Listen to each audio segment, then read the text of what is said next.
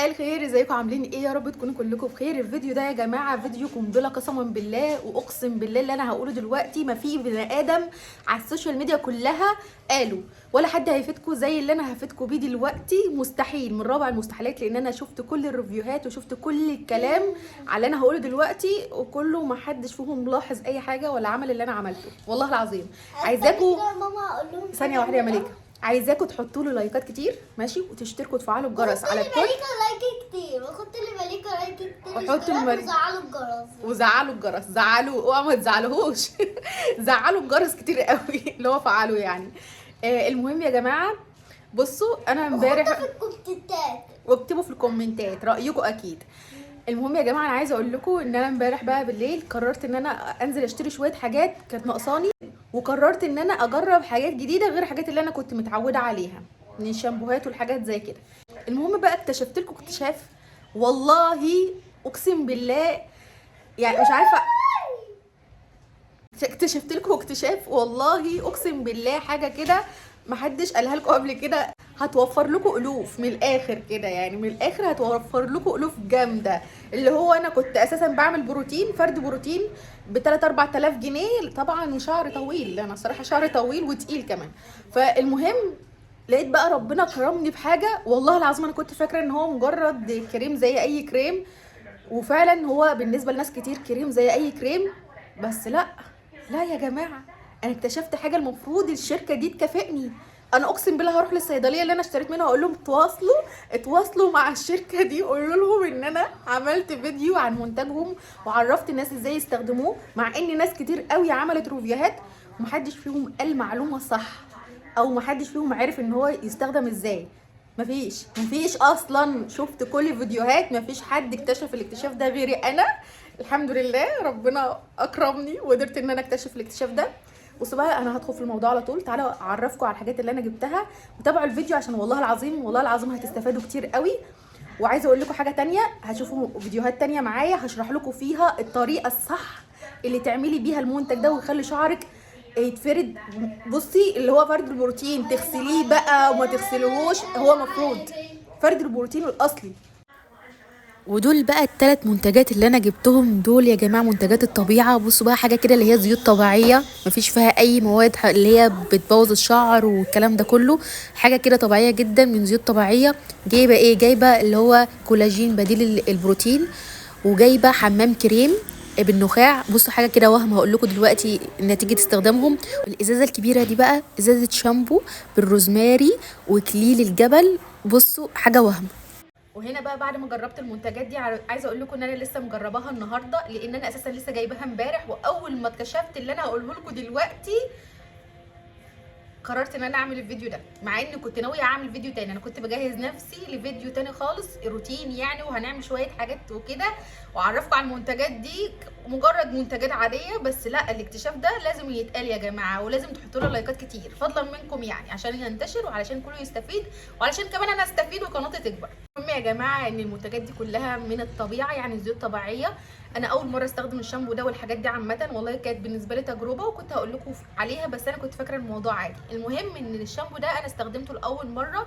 بصوا رايي فيه ان هو حلو، يعني ما بيعملش رغوه كتير، بس في نفس الوقت بينظف الشعر الصراحه، وحاسه كويس يعني. هو اول مره فمش حاسه بالفرق قوي، لكن الصراحه المنتج اللي انا هفرجه لكم دلوقتي من بعد ما استخدمته بقى وفردت بيه، فالصدمه هنا كانت فظيعه. ده كان سعره كام؟ كان 120. تمام. ما شاء الله كبير يعني، حجمه كبير، مش عارفه 100 مللي، لا 1000 مللي، 100 ايه 1000 مللي، يعني يكفيكي كده عمر، يعني هيقعد معاكي ويطول. انا ان شاء الله باذن الله هجيب منه كمان البلسم. انا كنت حابه ان انا اجرب بس ايه الشامبو، علشان لو حسيت ان الدنيا مش تمام خلاص. بس جبت كمان كيس اللي هو الكريم، بيقولوا عليه كريم حمام كريم اللي هو حمام الكريم اللي هو بالنخاع. بصوا انا استخدمته على فكره، استخدمت ليه والمليكه. مليكه على فكره استخدمت المنتجات دي زيها بالظبط. بصوا شعرها، هو شعرها ما شاء الله تبارك الله ناعم اصلا، يعني هو شعرها مختلف عن شعري، بس هي شعرها خفيف شويه وانا شعري تقيل ما شاء الله. المهم يا جماعه ان هي ما شاء الله شعرها بصراحه حلو.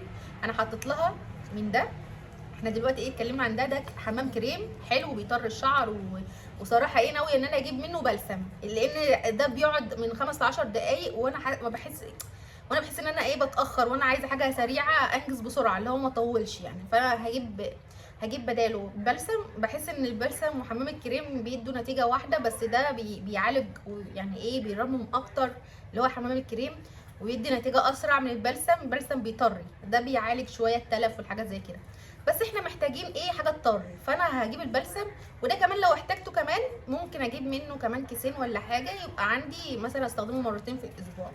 بصوا هو بالنخاع، وبصراحه نتيجته كانت حلوه. نيجي بقى للاختراع ده. الاختراع ده يا جماعه اللي انا هكلمكم عنه، الفيديو اصلا معمول علشانه، بس انا حبيت اعرفكم المنتجات اللي هي جايه معاه، علشان انا اساسا اول ما استخدمت دول كشامبو وحمام كريم، وبعدين بقى استخدمت ده، والنتيجه في النهايه زي ما انا هقول لكم دلوقتي. وعلى فكره هم ما كتبوش خالص لما حطوا الصوره دي قبل وبعد خالص خالص خالص خالص.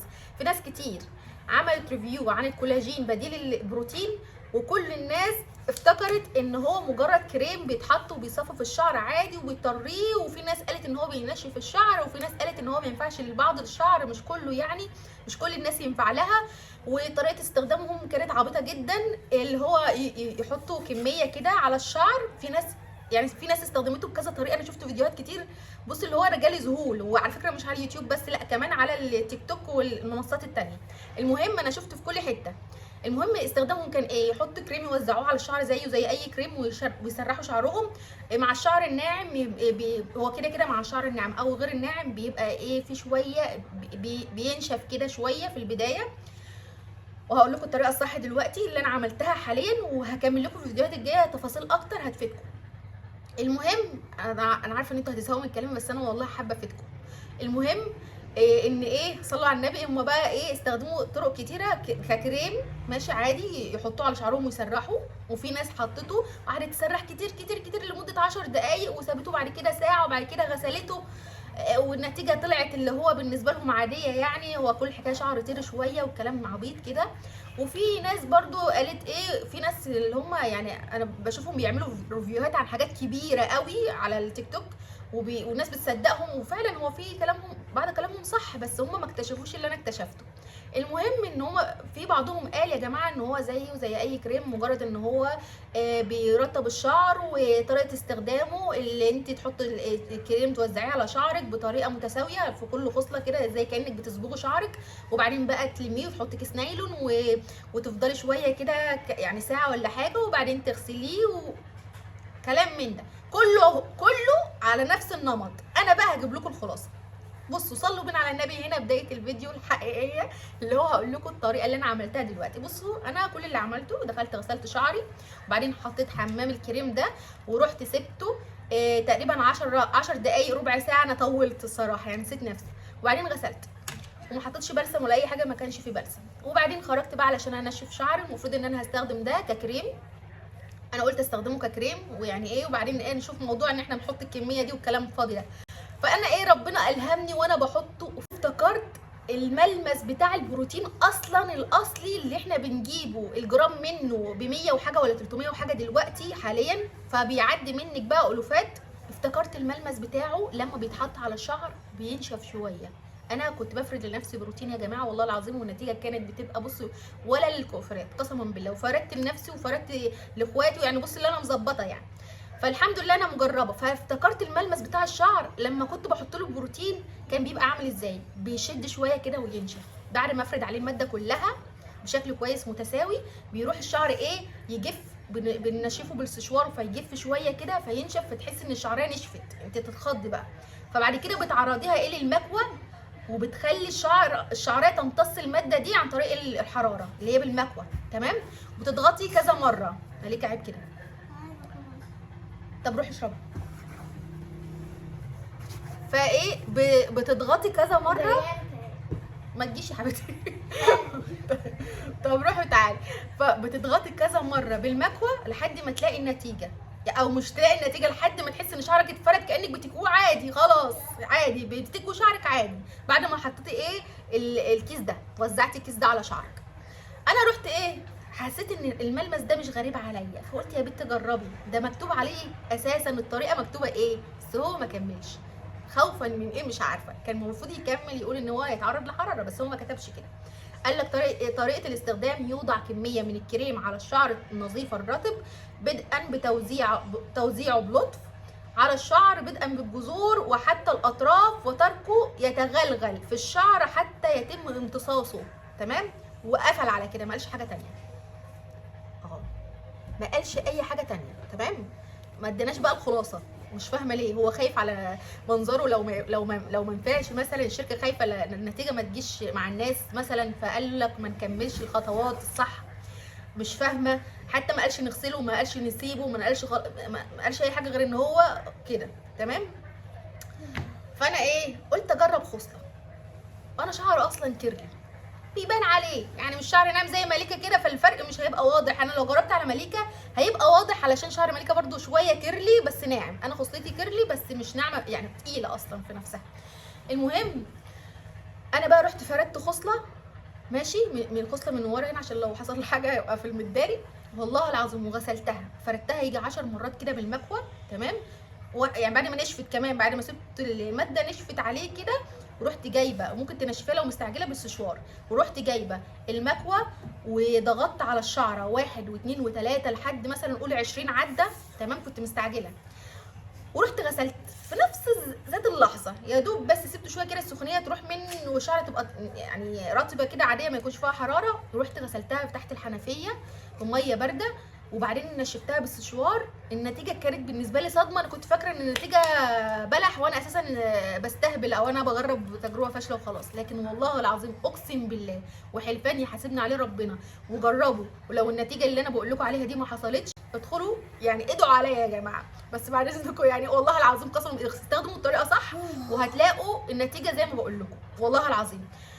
ولو ما عملش معاكم المفعول ده ادخلوا الغوا الاشتراك، اعملوا بلوكات، اكتبوا بقى رايكم. بصوا لو عايزين تعملوا ريفيوهات عليا قولوا، بس والله العظيم ان كلمه حق انا بقولها، ان شعري اتفرد، الخصله اللي انا كويتها بالفرد ده بالمكوى، شعري اتفرد زي البروتين بالظبط، زي البروتين بالظبط، وليه الحلفان شعري اتفرد من فوق بشكل اللي هو كاني كوياه، وغسلته ونشفته، فاللي هو ايه مفيش يعني ما شاء الله ماسكه نفسها وكانها مفروده بروتين طبيعي.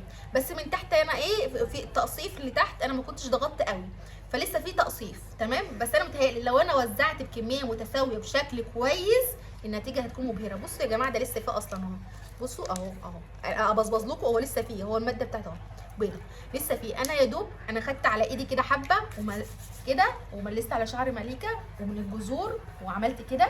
تمام، ورحت ايه، لا ورحت ايه وزعت كده للاطراف وخلاص وسبتها. يا شعرها حاسه انا وقتها انه ايه، انا هو لسه محطوط على شعرها اصلا، تحس انه هو ايه مش سايب على نفسه، لا مشدود شويه، ده علشان الماده عليه، بس انا كنت حاطه ايه كميه على قدها.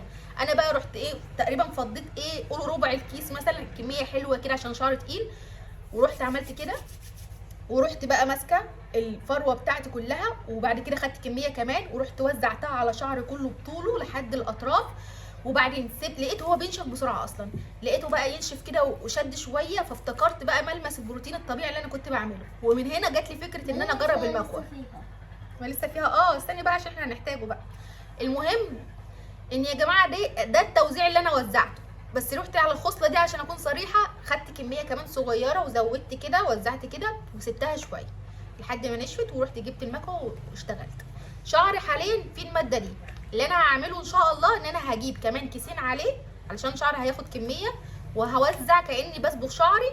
وبعدين بقى هقول لكم ان شاء الله الفيديوهات اللي جايه الطريقه الصح، وايه المنتجات اللي تحافظ على شعرك وتخليكي محافظه عليه فتره طويله بنفس الفرد وكده. علشان على فكره لما كنت بعمل بروتين بيبقى ليه منتجات مخصصه علشان تساعد ان انت تحافظي على البروتين ده فتره طويله وما تتعرضيش لبعض الحاجات.